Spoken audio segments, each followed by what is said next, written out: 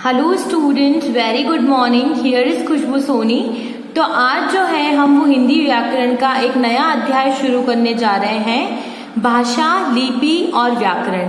तो आज हम भाषा यानी लैंग्वेज, लिपि जिसे इंग्लिश में बोला जाता है स्क्रिप्ट, और व्याकरण यानी कि ग्रामर। तो आज हम इन तीनों चीजों को परिभाषा समेत बहुत ही विस्तार पूर्वक समझने की कोशिश करेंगे।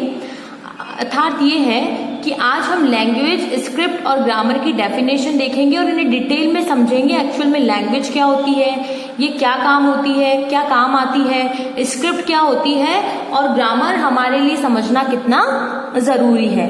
तो एक छोटा सा हम लोग एक वार्तालाप पढ़ेंगे। तो सबसे पहले वासु है, अपना गृह कार्य कर रहा था। ये देखिए, ये वासु है, ये अपना गृह कार्य कर रहा था। उसके पिताजी ने पूछा, बेटा गृह कार्य समाप्त कर लिया हो तो खाना खा लो। गृह कार्य यानी होमवर्क। वासु जो है वो अपना होमवर्क कर रहा था। तो उसके पापा आते हैं और उससे पूछते हैं कि बेटा तुमने अपना होमवर्क पूरा कंप्लीट कर लिया हो तो खाना खा लो।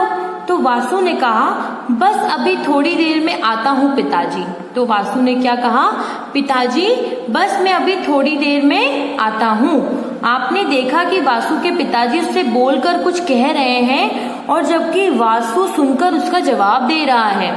अभी जो हमने देखा कि जिस तरह से वासु के पापा ने वासु से कहा कि बेटा अगर आपका होमवर्क समाप्त हो गया हो तो आप खाना खा लो, तो उन्होंने कुछ बोलकर कहा और जो उनके पिताजी ने बोला वासु ने वो सुना और सुनकर उसका फिर से बोल करके जवाब दिया। तो आपने देखा, एक व्यक्ति कुछ भाषा में बोल रहा है और दूसरा व्यक्ति सुनकर फिर उसे उसी भाषा में जवाब दे रहा है। जैसे उसके पिताजी ने उससे हिंदी में पूछा कि वासु तुम्हारा काम कंप्लीट हो गया हो तो खाना खा लो, तो वासु ने फिर उसे सुना और फिर हिंदी में जवाब बोलकर दिया। क्या बोलकर जवाब दिया कि हाँ पिताजी बस अभी थोड़ी देर में आता हूँ। एक और पढ़ते हैं, नेहा के पिताजी ने उसकी माँ से कहा, तुम्हारी बेटी नेहा का पुत्र आया है, वह इस बार भी परीक्षा में प्रथम आई है। नेहा के पिताजी ने उसकी माँ से क्या कहा, जैसे ये नेहा के पिताजी हैं, ठीक है, और ये नेहा की मम्मी है।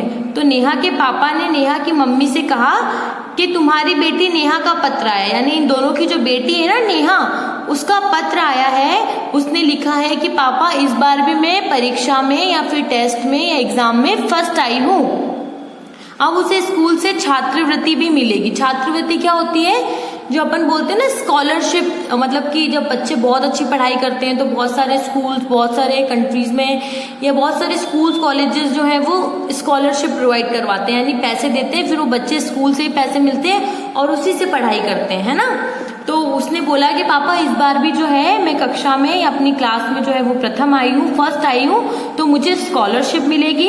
ये पत्र पढ़कर नेहा की माँ बहुत प्रसन्न हुई। मतलब कि नेहा के पिताजी ने, नेहा के पापा ने जो नेहा का पत्र था उसे पढ़कर उसकी मम्मी को सुनाया।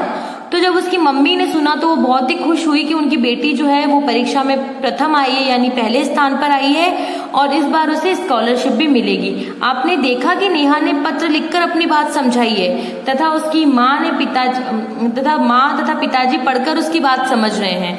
हमने पहले वाले उदाहरण में देखा था कि पिताजी बोल रहे थे, बेटा सुन रहा था और सुनकर उसने फिर से बोलकर जवाब दिया।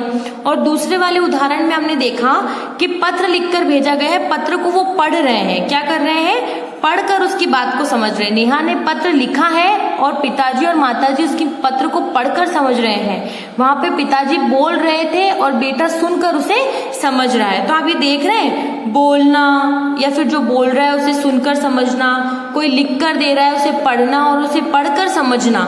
तो ये लिखना, पढ़ना, सुनना, बोलना, ये सब अपनी एक दूसरे को अपनी बातों को दूसरों को समझाते हैं। ये भाषा है, ठीक है। आप बोल रहे हैं तो आप किसी भाषा में बोलेंगे। अगर आप सुन रहे हैं तो अगर आपको वो भाषा आ रही है तो आपको समझ में आ रहा होगा, तो फिर आप उसी भाषा में सुनकर जवाब दे सकते हैं। अगर कुछ लिखा हुआ है और अगर हिंदी भाषा है, जिस भी भाषा में वो लिखा हुआ है, अगर वो आपको समझ में आ रहा है तो आप उसे पढ़कर समझ सकते हैं। इसी तरह से देखिए, इस प्रकार हम बोलकर, सुनकर, लिखकर और पढ़कर अपनी बातों को दूसरों को समझाते हैं। यही भाषा है। तो किसी भी चीज को अगर हमें दूसरे व्यक्ति को समझाना है तो हम भाषा का इस्तेमाल करते हैं। उस भाषा को बोलकर या उस भाषा को लिखकर, उस भाषा से सुनकर या पढ़कर हम एक दूसरों की बातों को समझ सकते हैं। तो यही भाषा होती है। तो आज हम एक भाषा की छोटी सी परिभाषा देखेंगे।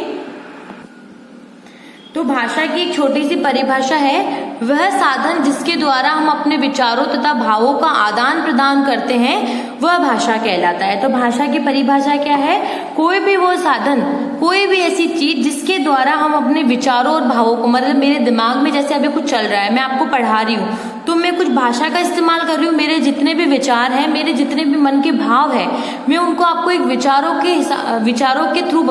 के माध्यम से बता रही हूँ। तो ये मैं एक भाषा का इस्तेमाल कर रही हूँ। जैसे अभी मैं हिंदी भाषा का इस्तेमाल कर रही हूँ आपको इसको समझाने के लिए। तो वह साधन जिसके द्वारा हम अपने विचारों तथा भावों का आदान प्रदान करते हैं। आदान प्रदान यानी लेन देन करना, है ना। मतलब मुझे अगर आपको कुछ समझाना है तो मैं बोलकर समझाऊंगी, आप सुनकर समझोगे। अगर मुझे आपको कुछ समझाना है तो हो सकता है मैं आपको लिखकर समझाऊं और आप उसे पढ़कर समझोगे। तो मैं इस तरह से अपने विचारों और भावों का आदान प्रदान कर रही हूँ। तो ये जो भावों का आदान प्रदान होता है ना, यही भाषा कहलाता है। भाषा के रूप, भाषा के मुख्यतः दो रूप होते हैं, मौखिक और लिखित। तो आज बच्चों हम इतना ही पढ़ेंगे। तो आज के इस चैप्टर में हमने पढ़ा कि हम बोलकर, सुनकर, लिखकर और पढ़कर अपनी बातों को दूसरों को समझाते हैं, तो यही भाषा है। और आज हमने भाषा की परिभाषा पढ़ी कि वह साधन जिसके द्वारा हम अपने विचारों तथा भावों का आदान प्रदान करते हैं वह भाषा कहलाता है, राइट। और भाषा के कितने रूप होते हैं? भाषा के मुख्यतः दो रूप होते हैं, मौखिक और लिखित। तो आशा करती हूँ कि आज आपको अच्छे से समझ में आया होगा। तो आज का आपका होमवर्क यही है, आपको भाषा की परिभाषा याद करनी है और भाषा के कितने रूप होते हैं और कौन कौन से होते हैं ये आपको पता होना चाहिए। भाषा के दो रूप होते हैं, मौखिक और लिखित। तो इसी के साथ हमारा जो ये हिंदी व्याकरण का अध्याय 1 है, भाषा, लिपि और व्याकरण का भाग 1 समाप्त होता है। धन्यवाद।